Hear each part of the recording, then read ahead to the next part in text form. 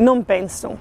Para min, sí, porque eu, por exemplo, quero decir, meditación creo moito, creo que é como moi pertinente, pero eu personalmente nunca fun capaz de poñerme a meditar. Provei todas as técnicas e a única maneira que consigo veramente esta idea de que deixo pasar os pensamentos es cando estou baixo a auga.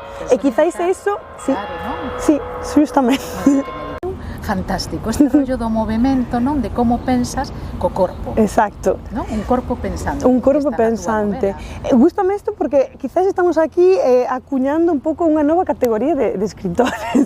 Os que pensas con mans e os que pensan cas pernas. Eu creo que son máis de pernas, porque eu creo que gústame de alguna maneira facer o momento fora do proceso de escritura.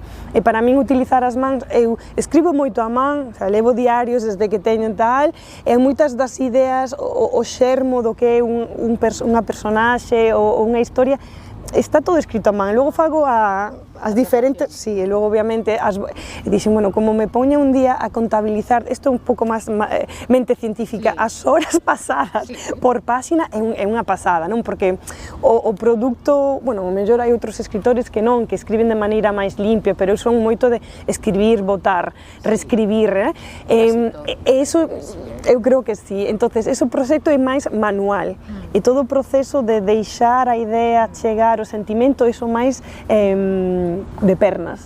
Eu creo que hai moitos filósofos, escritores, que o de sair, estás un pouco atorado, e sair a dar un paseo de 30 minutos e tal, que decía, xa fai moitos anos, pero bueno, porque ahora deixen un pouco de lado, pero nos anos que estudara neurociencia en Edimburgo, eu nesa época estaba facendo moito printmaking, impresión de grabados, e unha das cousas que máis me fascinaban era eso, utilizar como cortes de anatomía patolóxica de diferentes partes do cerebro e transformaros eso nun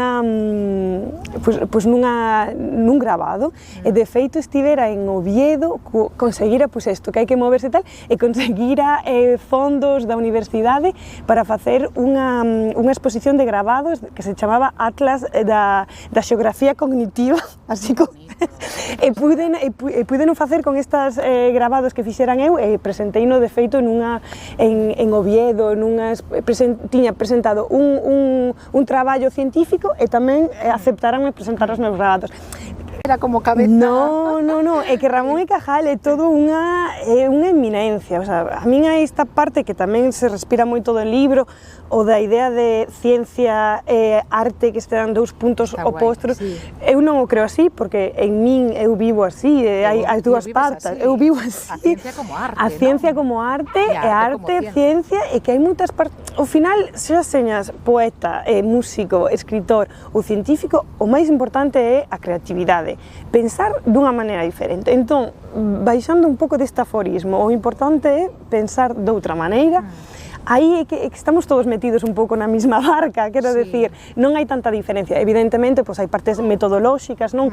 Que hai maneiras de escribir que poden ser un pouco máis improvisadas ou que teñen outros ritmos, e que, verdade, na ciencia, sobre todo na ciencia de experimentación básica, pois hai que ter unha metodoloxía, hai que ter unha rigurosidade, non? Pero, por exemplo, Ramón y Cajal, pois é un premio Nobel de Medicina, e realmente foi o primeiro que a mí me parece moi poético en debuxar unha neurona, que finalmente é a unidade celular do que se conforma o cerebro, e, bueno, hasta o día de hoxe donde creemos que o ser reside. Entonces parece, non sei se viches algunha vez, pero son debuxos lindísimos, que son casi, eu, bueno, poñerías un marco e estaría a miña... no salón. Sí, no salón, e de